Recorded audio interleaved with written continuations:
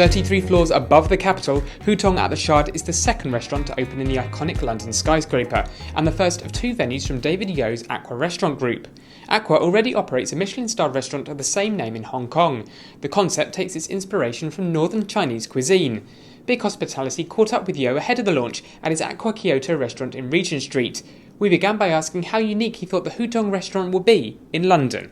It's a first for London. That's why we're bringing it over, because it's actually unique even in Hong Kong. Because what we do is you know how the easiest way to explain it is people will understand more about Northern Italian versus Southern Italian. Well, what we're trying to do is we're bringing Northern Chinese versus Southern Chinese, and most of what you get in Chinatown is actually Hong Kong or Cantonese cuisine. What we do is an amalgamation. We take some of the signature dishes from Shanghai, Beijing, Sichuan, and we just do it our own way. The 130-cover restaurant will offer diners lunch or dinner, with an average price point of £35 or £65 respectively for the two sittings. Signature dishes include soft-shell crab with Szechuan dried chili and roasted Peking duck served whole. Yeo has designed the interiors, which are inspired by the hutongs or alleyways of Peking. Yeah, well, I think every designer will have its own take on it. Mine is simply to pay homage to the view and don't compete with the view. It's really beautiful. Plus the fact that we haven't got a huge budget, so unlike what you think, ours is actually quite pared down. Hopefully we'll let the food and the service speak for itself. And it's not the emphasis on the design. I think the view can only take you, that far. You won't keep going back just for the view, but what will keep you going back for is really always food and service for us. Aqua, which now has 23 restaurants across Hong Kong, Beijing and London, is one of a number of operators to take on a restaurant at height. So what are the biggest challenges? It's actually no different to opening anywhere else. The only problem, I think the only challenge, would be to make sure that all your deliveries come at a particular time.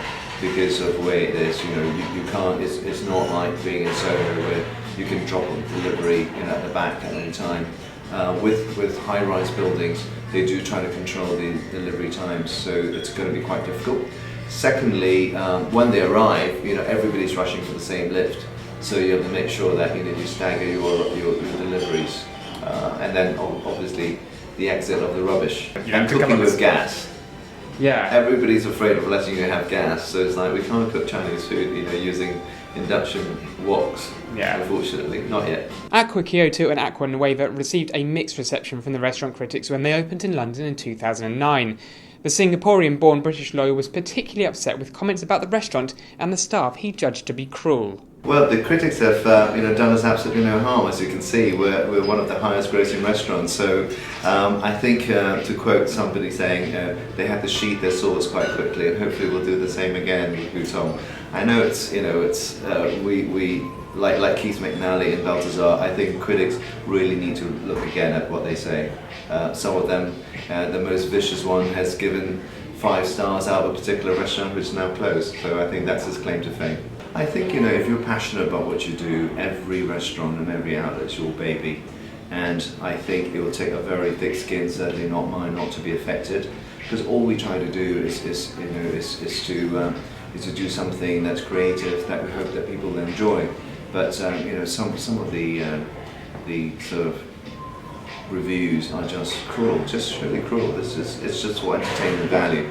I think it does a great disservice to what we do. Yeo is less concerned about the critical reception this time around, however, and is most excited to show off a cocktail selection inspired by Chinese medicine.